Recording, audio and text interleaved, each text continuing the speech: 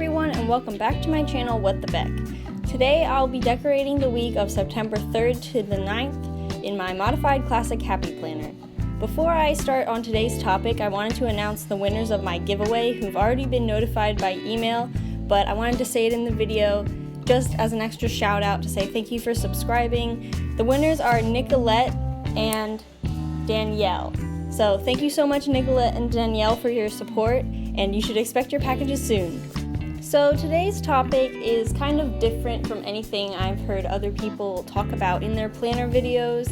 I know I've kind of done something a little different from the normal Plan With Me, but this one is really different because I'm going to be talking about being in a long-distance relationship, and more specifically a military long-distance relationship. So not going into too much detail, I wanted to explain how a military long-distance relationship is different from a non-military long-distance relationship.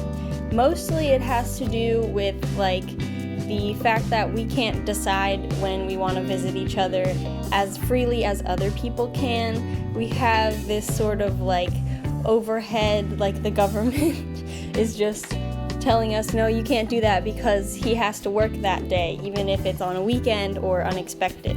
Something else that kind of puts a strain on us as a couple is that he had to take a bunch of tests and it was really stressful for him. So to get into boot camp is one thing, and then the schooling afterwards was really, really hard. So he needed a lot of time to study, more than I do in college, and it was just really difficult to find time that we could talk to each other or have video calls and stuff like that. It's also really difficult to schedule because of both of those reasons. Because he has so many things to do for work and when he was in school, it was really difficult to schedule when we're going to have phone calls, or if we wanted to play a game online, we needed to try to plan it, and then plans would change right at the last second and we'd have to move it another day. I'm pretty sure that this is with Insecurity, so since my partner is on leave soon and he's not deployed, I think I'm able to tell you he will be visiting me somewhat soon. And it's always a little weird when he visits because he's grown up a lot since I last saw him. Since I haven't seen him every day like I used to, it's kind of easy to see wow, suddenly you're a grown-up and I'm still a child over here. The visits kind of make me a little bit sad because I know they're gonna end.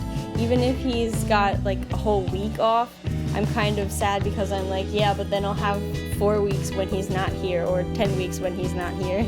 I will say though that the worst part is over, and that was boot camp, because we didn't have any contact at all besides snail mail, and the recruits in the boot camp weren't allowed to write or receive letters except for once a week.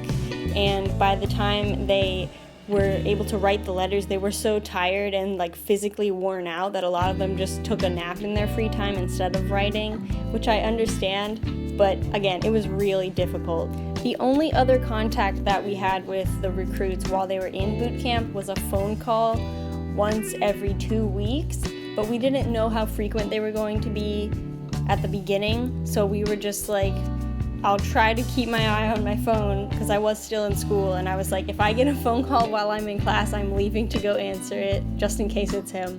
While he was in boot camp, I sent him a letter pretty much every day up until the end date, so if you sent a letter it would take a week to get there, so I needed to stop sending them a week before the graduation because he wouldn't get it. So I sent him so many letters, and since they only received mail on Sunday, my partner would get 7 or 8 letters on one day, and everyone kept calling him Harry Potter because they kept calling his name to go pick up his mail. So now that my partner is actually stationed, we don't have that problem of people teasing him for getting letters. But we have tried in the past to get a P.O. box because I wanted to send him care packages. You've seen on Pinterest, all of these cool care packages with different themes. But it just cost a bunch of money, and my partner couldn't get to the P.O. box before the mail center closed because of his work hours, so we just decided I won't send mail even though I really want to, and I'm hoping that maybe his hours will change one day and then I can send him mail.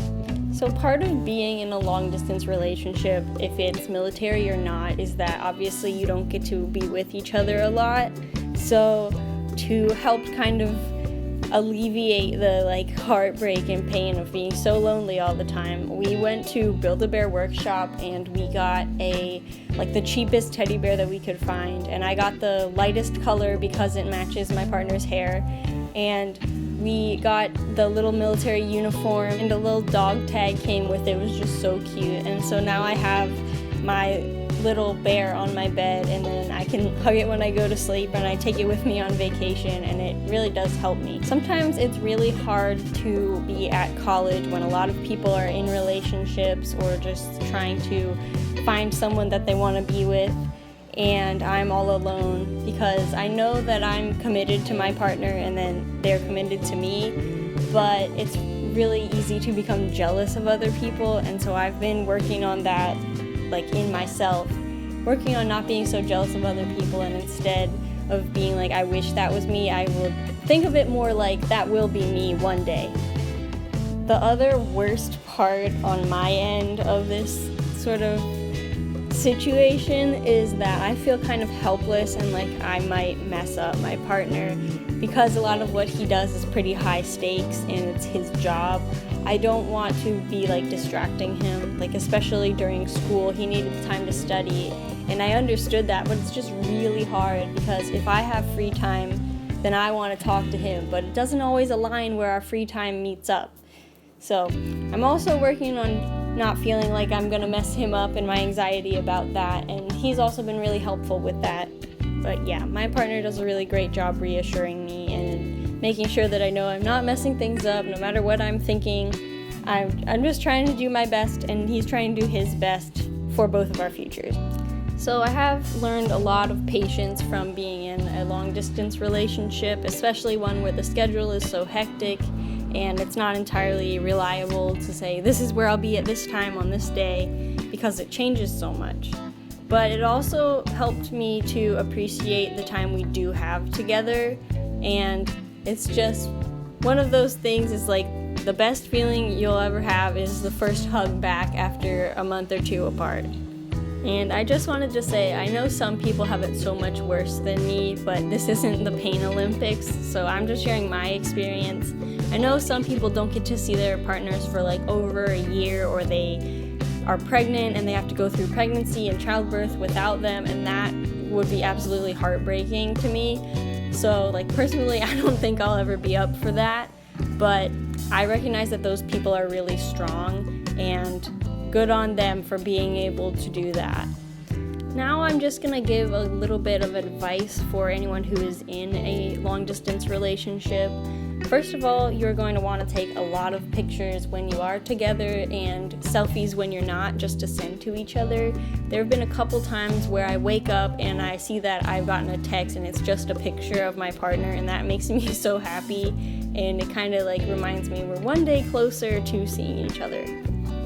Again, with the pictures, even if there's no pictures, good morning texts and good night texts are really, really helpful to just kind of remind you this person is thinking of me and they love me. It really helps when you aren't able to physically reassure someone, but that little text can mean a whole lot to your partner.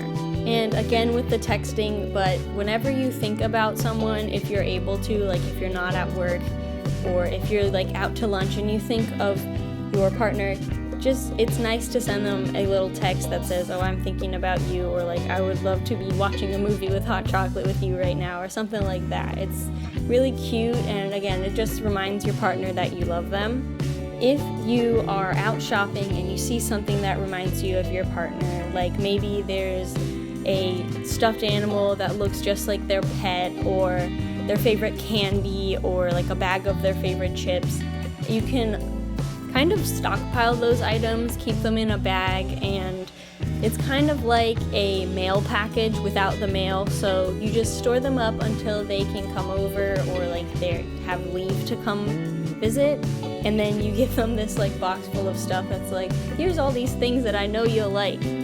I'm not sure that my partner will see this video before he gets to visit, so I'm gonna try to do this for when he comes over this month, but we'll see how it goes because I am a broke college student. Thank you so much for watching my videos. If you like what you see, please like the video, and if you want to see more, you can subscribe to my channel and hit the notification bell so that you get a notification when I upload. It's been kind of sporadic recently, but that's just because I've just moved back to school and I'm adjusting to my new schedule. But if you are in a long-distance relationship, or you have been, please share your experience with me in the comments and add any advice or tips that you have, because I would really appreciate it. Bye!